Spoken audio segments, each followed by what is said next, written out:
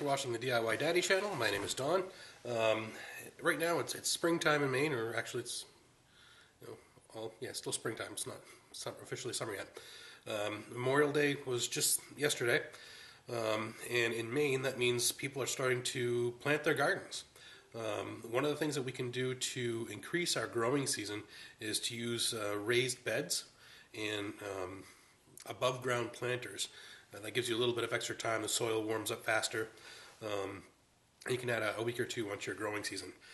So in this video, what I'm going to show you how to do is make a 3 or 4 tiered garden. It's kind of like a shelf. Let me show you. So it's that thing right there. So basically, I've got 4 flower boxes that are on like 2 pieces of wood to hold it up. That system is a really great space saver if you don't have a lot of yard space like I do. Plus my backyard is all clay, so it would take a lot more work to and a lot more money to make the ground workable. So I made some of those and some raised beds on the ground that I'll show you how to make in another video really easy. Now another thing that I want to mention to you folks is that everything about this, pretty much everything about this, is completely free. All the wood that I use I get from recycled pallets and crates. I found a place that does a lot of shipping, and they have a lot of shipping crates and things like that that they basically just throw out the wood. So if you look behind you over here, all that wood, I mean, some of these pieces are 12 feet long. These long shipping crates for things like drill bits or really long pipes, specialty pieces that this company just throws out. So I grab it. It's all rough cut, but it's easy to use, it's free, and it's pine, so why not? All right. So to make this raised bed, or this tiered system, what we're going to do first is make the little window boxes, the little compartments that go in it. So I've already made a whole bunch of them over here. Alright, so I've got 3 down there and 4 more, and plus another one down there. So I've got a few systems going. Now, one of the problems that you run into with free wood is that it's not always going to be the same size. It's going to be hard to find the right size pieces or same size pieces. A lot of those, they're close to 6 inches, but one board will be 6 inches wide, one will be 6 1/4, one's 6 1/2, one's 5 3/4. So it's hard to, really match things up. But you don't need to be that picky when you're making something like this. I mean, it's going to get. I stained mine so they don't look so bad. So yeah, let's take a look. All right. So the first thing that we want to do is we want to determine how wide we want those boxes to be. I'm choosing 30 inches because I've measured where I want them to go. I want to have 2 on the side of my shed and 1 in the front. So the side, if I put 2 30-inch boxes, it'll fit perfectly, and a 30-inch one will fit perfectly on the front as well. So I took this board, I found one that has 2 30-inch sections, and the side panels that go on the side of the box, I measured them out to be a little bit over 6 inches. Right?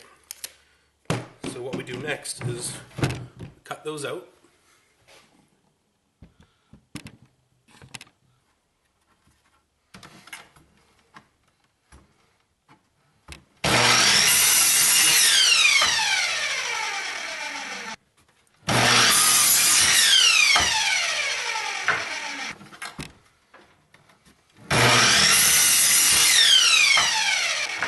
So I'm left with this piece.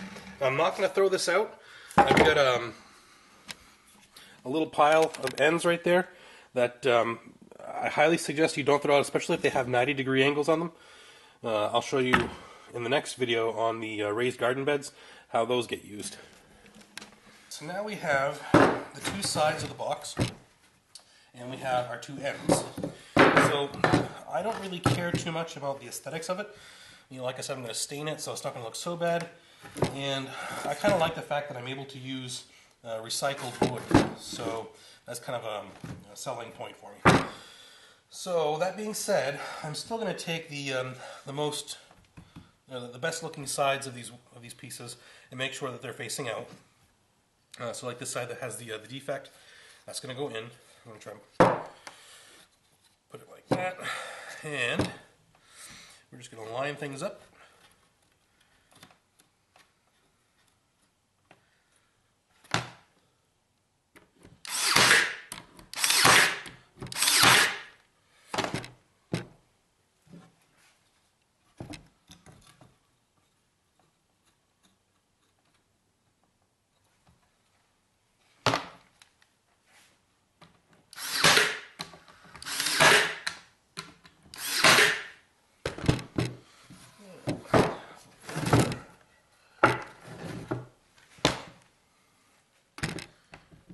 I'm using some brad nails on this.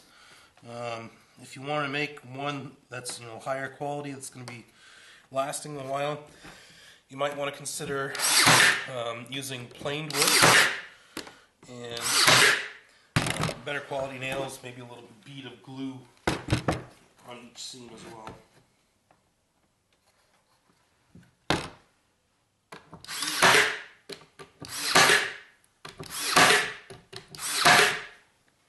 Alright, so we've got the basic box done. Right. The next part, there are different things you can do here. You can put another piece of wood going across. I don't recommend having a piece of wood that covers the entire seam, simply because that's going to prevent the water from draining, and it's going to keep it in longer contact with the wood, which will speed up the rotting process. I personally don't expect this thing to last more than 3 or 4 years. Because it's rough cut, there's a lot of pores for water to get in and to rot it quickly. But it's free, so I mean, it takes 20 minutes to throw these together, so I'm perfectly fine with that. But again, higher quality wood. If you use cedar, it would last a lot longer. All right, I'm going to be using the wrong tool for this. I'm using a pair of tin snips. So all of you tool buffs out there, yep, I know I can expect to hear from you.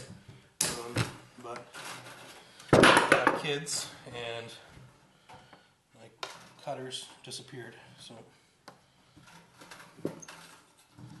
tin snips are have to do. So what I'm going to do next is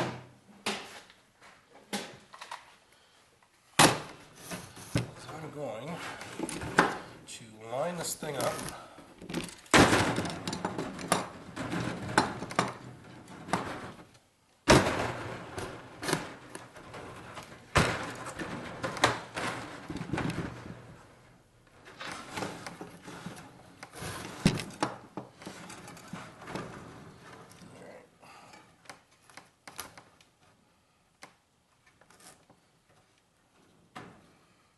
Try and line that up as best as I can.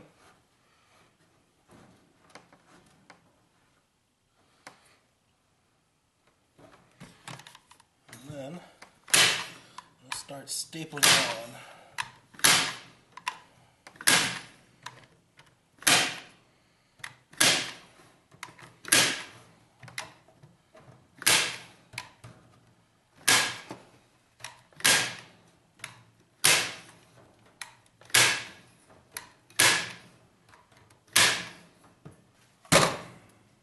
So now I've got the hardware cloth on. I'm going to trim off the excess.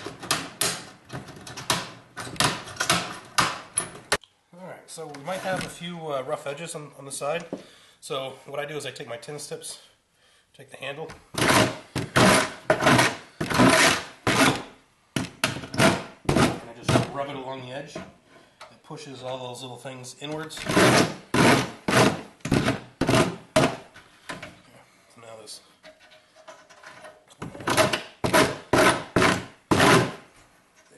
Catch on anything. Alright, so that box is done. Alright, so now that we have that first box done, you want to go ahead and make 2 or 3 more, depending on how big you want yours to be. Alright, so now comes the fun part. Now that I have all the boxes have hardware cloth on the bottom, what I'm doing is I am Setting them all up on my bench, hardware cloth side facing down, and I have a meter stick here, making sure that it's equal distances between each box. In this case, I'm using 7 inches between each box, and what I've done is I've taken another piece of 2x6 here, and I've cut 45-degree angles on each end, both facing inward. So one's going to be on the ground, and the other side is going to be leaning up against the wall of the shed, or whatever fence or whatever it is you're going to lean it up against. So what I'm doing is I'm going to bring it up a little bit. I want to make sure that it's still fairly even on there.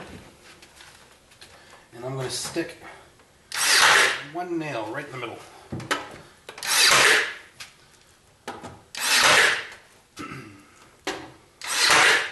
Alright. Now, I'm going to go on the other side.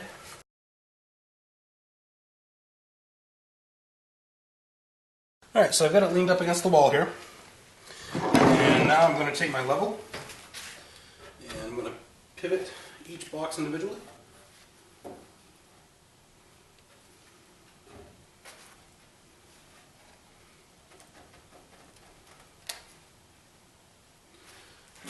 And once it's level, I'll stick a couple more nails in.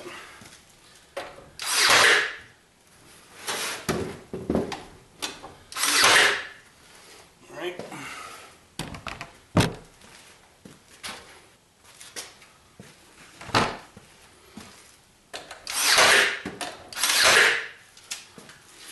So now, I'm just going to put in some more nails on this side of it.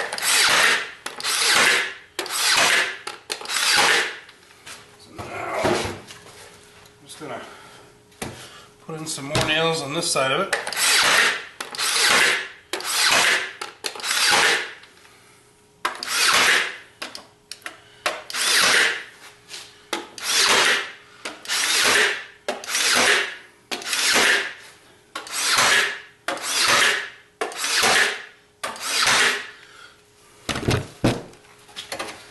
And it's done.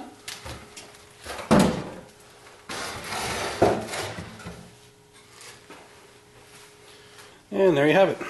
It's really not that difficult to put one of those together. It looks a little crooked there in the middle. That's just my floors are uneven, and etc., etc. So, really fairly quick and easy. You can put one together in less than a half an hour.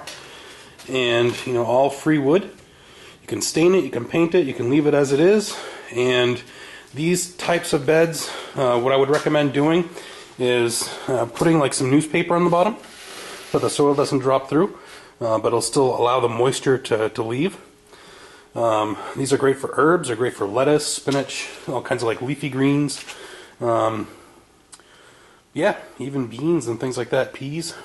Anything that vines down. You wouldn't want to do anything like corn or squash or anything like that in these. Possibly cucumbers though. So there you have it. Alright, so that's how you build one of those flower beds. They're very easy. They take up very little space, and you can get, you know, quite a bit of stuff in there. Minimal soil required, especially, you know, if you're planting, you know, like herbs and leafy greens and stuff like that. Easy to water, easy to reach. For me, I have a bad back, so having up like that is a lot easier for me. So if you have any questions, make sure you put them down in the comments. Thanks for watching, and make sure you check out the next video that I have after this on making raised beds, which are even easier. See ya.